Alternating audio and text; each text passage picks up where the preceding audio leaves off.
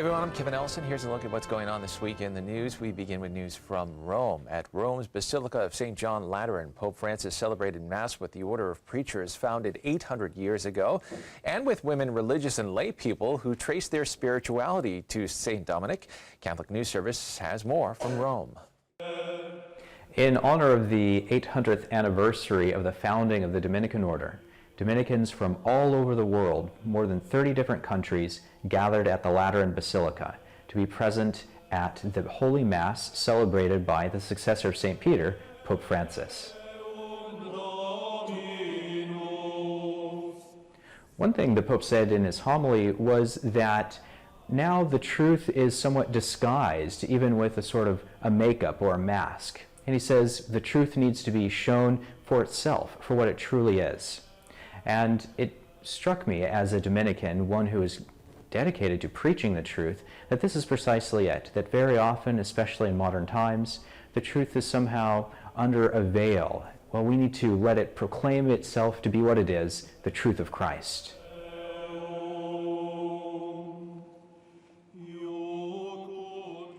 Oggi noi rendiamo gloria al Padre per l'opera che San Domenico, pieno della luce e del sale di Cristo, ha compiuto 800 anni or sono. Un'opera al servizio del Vangelo, predicato con la parola e con la vita.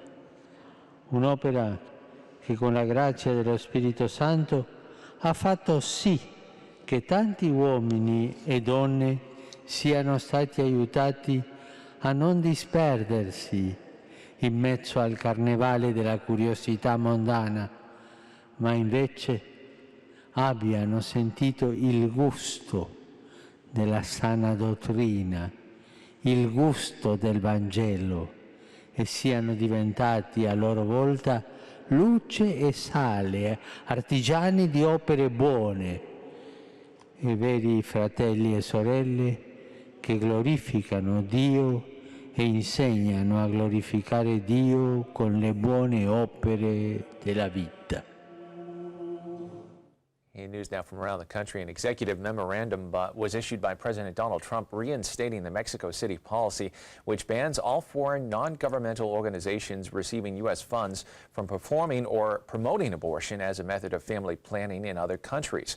Cardinal Timothy Dolan of New York, chairman of the U.S. Bishops' Committee for Pro-Life Activities, said in a statement that this is a welcome step toward restoring and enforcing important federal policies that respect the most fundamental human right, the right to life, as well as the long-standing bipartisan consensus against forcing Americans to participate in the violent act of abortion. The Mexico City policy is named for the city that hosted the UN International Conference on Population in 1984, where President Ronald Reagan unveiled it in his first term. The policy was rescinded by President Bill Clinton, reinstated by President George W. Bush, and was last rescinded by President Barack Obama on January 23, 2009.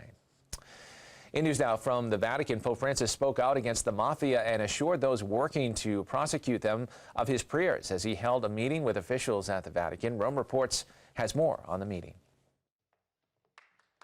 Pope Francis held a meeting with the National Anti-Mafia and Anti-Terrorism Directorate of Italy. These are the judges and officials who deal with crime in these two areas. Ringraziamento più profondo per l'incontro che ci ha concesso oggi. Pope Francis recognized the difficult work they do and the dangers which they are exposed to every day.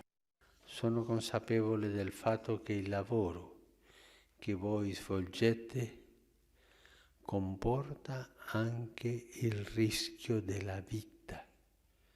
Questo lo so. E il rischio di altri pericoli per voi e per le vostre famiglie. Il modo mafioso di agire fa queste cose. He also asked them to make special efforts to help the victims of mafias engaged in human trafficking. Once again, the Pope has asked for the conversion of these criminals. Il Signore giusto e misericordioso tocchi il cuore degli uomini e delle donne delle diverse mafie, affinché si fermino, smettano di fare il male, si convertano e cambino vita. Pope Francis recalled that the Mafia is opposed to the gospel, and it must be combated because it expresses the culture of death, while the gospel expresses life. Therefore, those who follow Christ can have nothing to do with the Mafia.